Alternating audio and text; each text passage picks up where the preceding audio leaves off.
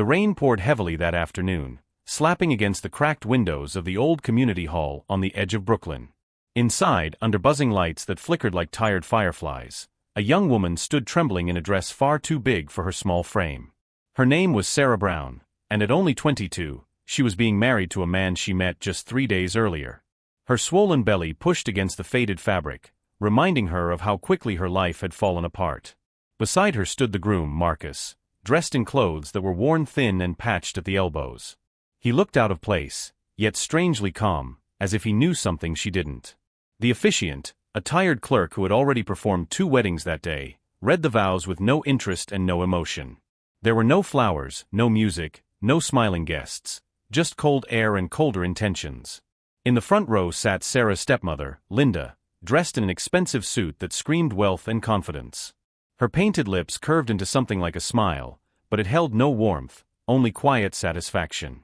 She tapped her manicured nails against her purse, watching Sarah with the sharp focus of someone witnessing the final step of a long-planned revenge. Sarah tried to steady her hands as the clerk asked if she would take Marcus as her husband. Her voice came out thin, almost lost beneath the buzzing lights. Marcus answered with a gentle firmness that didn't match his ragged appearance. When he slid the thin brass ring onto her finger, his touch was soft and careful, almost protective. Sarah met his eyes for a brief second, and something inside them didn't match the story she thought she knew. But before she could read more into it, Linda rose sharply from her seat. Linda's heels clicked loudly across the old floor as she walked forward. She handed the officiant an envelope filled with cash, then turned to Sarah with a cold, cutting expression. "Let's finish this," she whispered, a whisper sharp enough to slice skin. The ceremony ended in just 12 minutes, leaving Sarah standing in the rain moments later, soaked, shivering, and married to a man she barely knew. Linda's final words drifted behind her like poison in the air, quiet enough to hide, loud enough to wound. Sarah clutched her belly and wondered how her life had fallen so far. As Linda's expensive car disappeared around the corner, Sarah stood frozen in the downpour, her oversized dress heavy with water. She held the small baby blanket she had packed for her unborn child and felt the world push her down again and again. How had a girl who once had love, safety, and a home ended up abandoned in the rain with nothing? To understand that, we must go back to when Sarah still believed in warm mornings and safe places. Back to when home meant peace, not punishment. 3 years earlier, everything had been different. 3 years earlier, Sarah Brown lived in a warm brownstone in the heart of Brooklyn, on a quiet tree-lined street her father adored. The house had belonged to the Brown family for 2 generations, and her father, Henry Brown, treated it like sacred ground. Henry was a self-made man, gentle but strong, respected by his workers and loved by the neighborhood. He owned a small construction company that grew over 30 years through honesty and hard work. To Sarah, he wasn't just a father, he was her anchor, her teacher, her world. Life felt steady back then, simple and full of love. Henry had raised Sarah alone after her mother passed away shortly after giving birth. Their bond was unbreakable, built through years of shared meals, late-night talks, and small traditions only they understood. Henry never remarried, never even tried to, telling people he already had everything he wanted in his daughter. Sarah wasn't strong in school, often struggling with reading and numbers, but Henry never let her feel less than anyone else. "Smart hearts matter more than smart grades," he'd always say. And Sarah carried that truth like a shield in a world that often felt too sharp. Sarah didn't chase big dreams like college or corporate jobs. Instead, she stayed home and helped her father in all the ways that mattered. She cooked their meals, handled his doctor appointments, managed the house, and took care of their small backyard garden. The neighborhood loved her because she cared, deeply, sincerely, without expecting anything in return.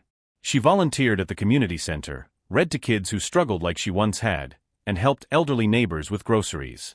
Her life was simple, yes, but it was full. And Sarah believed it would always stay that way. That belief began to crumble the evening Henry walked into the house with a woman at his side. Her name was Diana, and she was nothing like anyone Henry had introduced before. She was beautiful in a way that required work: perfect hair, perfect makeup, perfect clothes that seemed too shiny for their simple home. Sarah shook her hand and immediately felt a chill at how cold and firm Diana's grip was. Diana smiled, but her eyes didn't. From that moment, Sarah's heart whispered something wasn't right, though she tried hard to ignore the warning. Diana quickly became a constant presence, showing up for dinners, outings, and weekend visits. She laughed too loudly at Henry's jokes, asked too many questions about the house, and complimented Sarah in ways that didn't sound like compliments at all. "You're sweet," Diana would say, "just not ambitious." Or, "It's adorable how you try to keep up with household tasks." Henry, blinded by affection, didn't notice the small cuts Diana delivered with every sugary word. But Sarah felt them. Day by day, she saw something dangerous growing behind Diana's perfect smile, something cold, calculating, and hungry. Within months, Henry announced he was marrying Diana, leaving Sarah stunned like the ground had shifted beneath her feet. She forced a smile, hugged him, and tried to quiet the voice inside warning her something was deeply wrong. "She makes me feel young again," Henry said, his eyes filled with hope. Sarah didn't argue. She didn't want to dim the happiness he'd finally found. But when Diana moved into the brownstone with 5 large suitcases and a gaze that scanned every room like a hawk, Sarah felt the first crack in her safe little world. Diana wasted no time rearranging everything: furniture, routines, even Henry's habits. She called it upgrading, but Sarah felt it was more like erasing. Family photos disappeared from shelves, replaced by decorations Diana approved of. Henry brushed off Sarah's concerns, believing every change was harmless. "You're overthinking," he'd say gently, unaware of the tension threading through the house. Diana's polite smile grew sharper each day, especially when Henry wasn't looking. And though Sarah tried to adjust, the air in the house grew colder with every passing week. Then Henry began getting sick, tired all the time, losing weight, coughing more than usual. Sarah begged him to see another doctor, but Diana insisted on handling everything herself. "I know what's best," she'd say with a tight smile. Sarah noticed Henry's pill bottles changing, his appointments always arranged by Diana, and test results never fully explained. Something felt wrong, terribly wrong. But any time she tried asking questions, Diana shut her down with a single icy look. "Mind your place, Sarah," she whispered once. "You're not running this house anymore." 3 months later, Sarah woke up to the sound of paramedics rushing up the stairs. Henry lay still in his bed, his skin pale, his breathing gone. "No, no," Sarah cried, shaking him, desperate for any sign of life. But Henry Brown was gone, declared dead from a sudden cardiac failure. Sarah collapsed beside him, her world shattering in an instant. Diana stood in the doorway, one hand on her hip, her face unreadable. "He's gone," she said flatly. "We need to focus on practical matters now." Sarah felt her heart snap in two. The funeral blurred into a fog of condolences and tears. Friends hugged Sarah, telling her how proud Henry was of her, how he'd always spoken of her kindness. But none of it eased the crushing weight in her chest. Diana played the grieving widow flawlessly: black dress, soft tears, dramatic sighs. Yet every time Sarah looked her way, Diana's expression shifted into something smug and terrifying. One week after the funeral, Diana called Sarah into the living room and handed her a thick envelope. "This is your father's will," she said. "And you need to read it carefully." Sarah opened the document with shaking hands. Every word felt like a knife. According to the will, everything, the house, the business, Henry's savings, now belonged to Diana. Sarah was left with a tiny allowance that wouldn't even cover rent in Brooklyn. "He would never," Sarah whispered, her voice trembling. "He loved me." Diana smiled coldly. "People change. And your father understood you aren't ready to handle real responsibilities." Sarah backed away, horrified. "You forged this," she breathed. Diana leaned in close. "Prove it." Diana took control of the brownstone immediately. She fired every long-term employee Henry had trusted. She sold company equipment, emptied accounts, and replaced everything Sarah loved with cold, lifeless decor. Sarah begged to keep small memories: her father's watch, their photo albums, his favorite chair, but Diana refused every request. "You don't own anything here," she said. "You live under my roof. My rules." The house felt haunted now, stripped of warmth. Sarah felt like a stranger walking through the ruins of her old life. Broken and desperate, Sarah escaped the house one afternoon and wandered to the neighborhood park. She sat on a cold bench and cried until her ribs hurt. A man approached slowly, careful not to startle her. His clothes were worn, his shoes nearly falling apart, and his backpack looked like it held everything he owned. "You okay?" he asked gently. His name was Jacob, and though he looked rough, his eyes were soft, full of concern. For the first time in months, someone saw her, not as a burden, but as a human being. Jacob sat beside her, not too close, not too far. He didn't pry or judge, he simply listened as Sarah poured out her story. She told him about Henry, about Diana, about losing everything she loved. Jacob nodded quietly, his voice steady when he finally spoke. "Life breaks us in different ways," he said. "What matters is who reaches out when you're down." Sarah found herself returning to the park day after day just to talk with him. Jacob became the only peaceful part of her collapsing world. Weeks passed, and Jacob became her lifeline. He shared stories of his own mistakes, his losses, and the years he'd spent trying to rebuild himself. Sarah felt safe with him, safe enough to fall in love without meaning to. Their bond deepened quickly, especially as isolation at home grew worse. Then one morning, Sarah realized she was pregnant. Joy and fear collided inside her. A baby. A future. A family. But she also knew Diana would turn that miracle into a weapon. And she was right. Sarah hid the pregnancy for as long as she could, wearing her father's oversized sweaters and avoiding Diana at every opportunity. But at 4 months, her belly could no longer be disguised. One morning, as Sarah tried to slip out of the house, Diana stepped into the hallway with folded arms and a cold smile. Her eyes scanned Sarah from head to toe.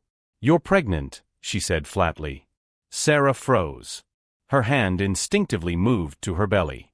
Diana's smile widened. "And I know exactly who the father is." Sarah tried to push past her, but Diana grabbed her arm. "The homeless boy from the park, right?" "Jacob," she said, voice dripping with disgust. "How fitting. You're as directionless as he is." Sarah's breath trembled. "He's a good man. He cares about me." The slap came so fast Sarah barely saw the hand move. Pain exploded across her cheek. "You've shamed this house," Diana hissed. "Your father would be disgusted." Tears filled Sarah's eyes, but she stood her ground. "I'm going to marry him," she whispered.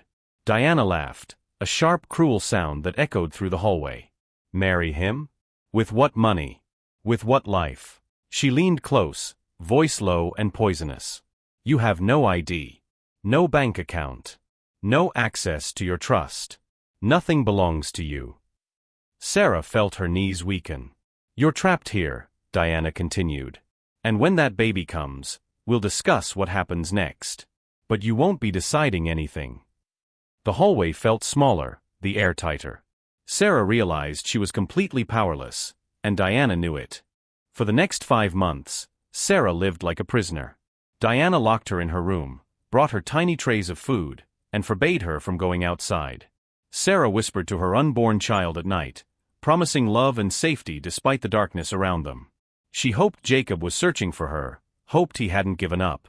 But she had no way to reach him, no way to ask for help. All she could do was survive.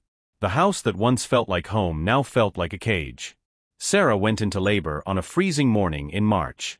She screamed for help while pounding on the locked door. Diana eventually opened it, unfazed.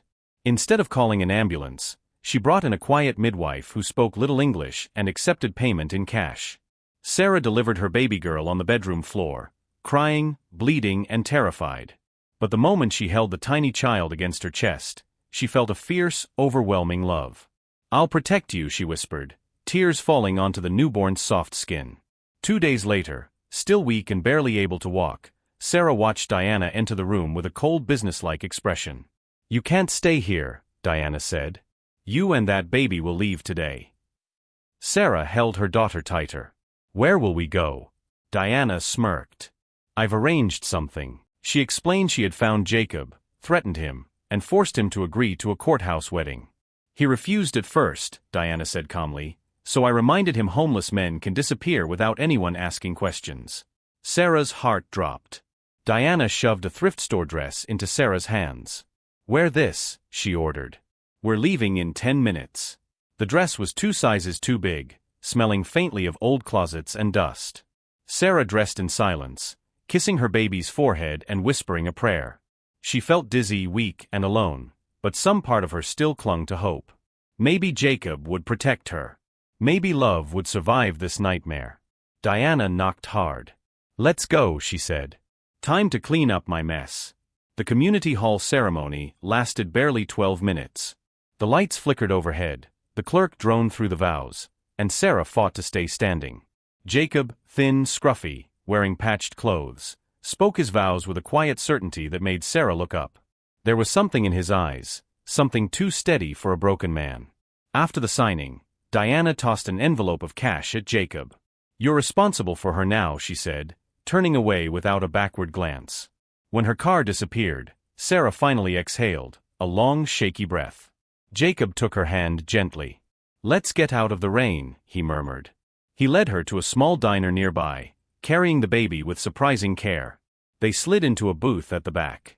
The waitress eyed their appearance suspiciously, but Jacob ordered food with a strange quiet authority.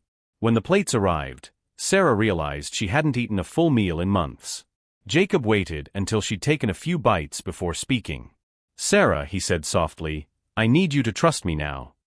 Sarah looked at him, confused and exhausted. Jacob pulled out a small leather notebook from inside his tattered jacket. The cover was worn, but the symbol on the front was familiar, her father's old construction company mark. "Jacob," she whispered. He opened the notebook to pages filled with neat notes and financial records. "My name isn't Jacob," he said gently. "And I'm not homeless." Sarah stared at him, stunned.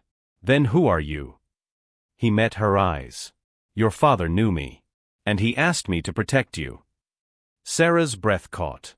Her spoon slipped from her fingers as she stared at the man she thought she knew.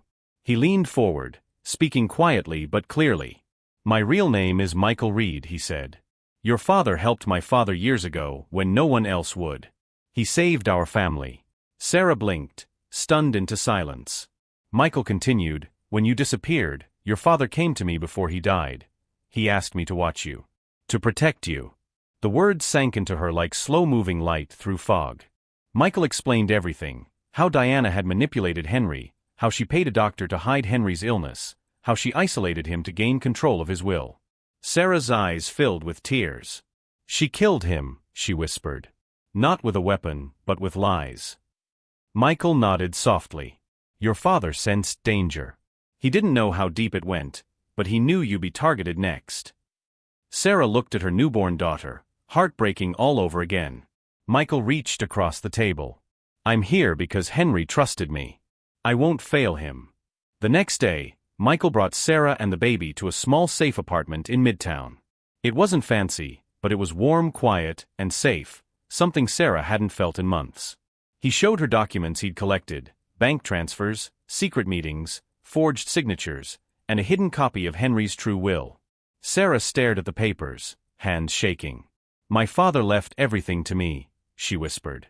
Michael nodded. "Everything." Diana hid the real will and replaced it. "But I found the copy Henry trusted a friend to keep." Together, they met a sharp attorney named Carla Hayes, who specialized in estate fraud. Sarah told her story, voice trembling, but steady. Carla listened without interrupting, her expression growing harder by the minute. "We'll get justice," Carla said firmly. "Diana will answer for everything." For weeks, the case built quickly. Documents were filed. Investigators followed money trails. And court dates were set. Through it all, Michael stayed by Sarah's side, caring for her and the baby with a quiet devotion she no longer questioned. When the day of the negotiation came, Diana arrived looking smaller than Sarah remembered. Gone was the expensive wardrobe and perfect smile. She sat across from Sarah in the lawyer's office, eyes tired and shoulders tense. Carla placed the real will on the table. "We know everything," she said. Diana stared at the paper, then at Sarah. For a moment, her mask cracked. "I knew this day would come," she whispered. "Your father, he always loved you more than I could stand." Sarah took a deep breath. Her voice was steady when she spoke. "You stole my home. You trapped me. You tried to erase my father's name. You tried to erase me." Diana didn't respond. She just folded her hands, defeated.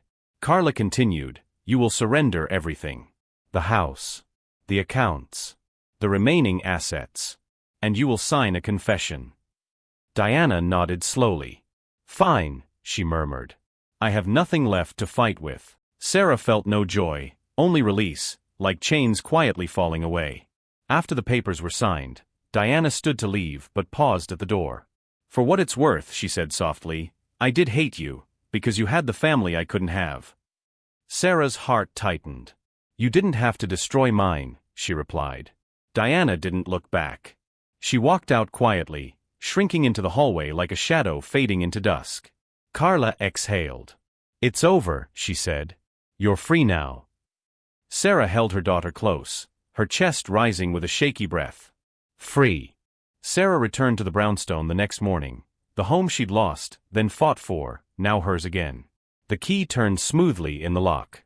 She stepped inside, and memories washed over her like warm sunlight.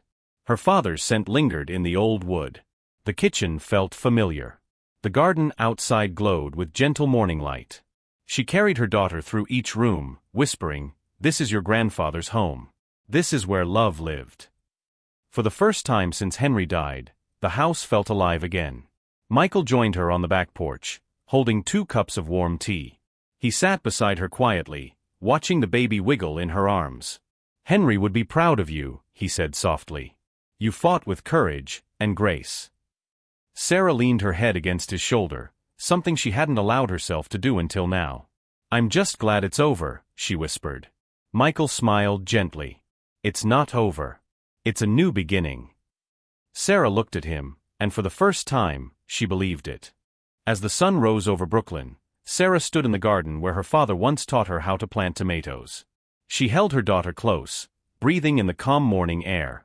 Michael stepped beside her, their shoulders touching, their future stretching bright before them. She whispered a quiet thank you to her father, for love, for lessons, for sending someone to protect her when she needed it most. The nightmare had ended. The home was restored. And finally, after all the pain, Sarah Brown stepped into the light of her new life.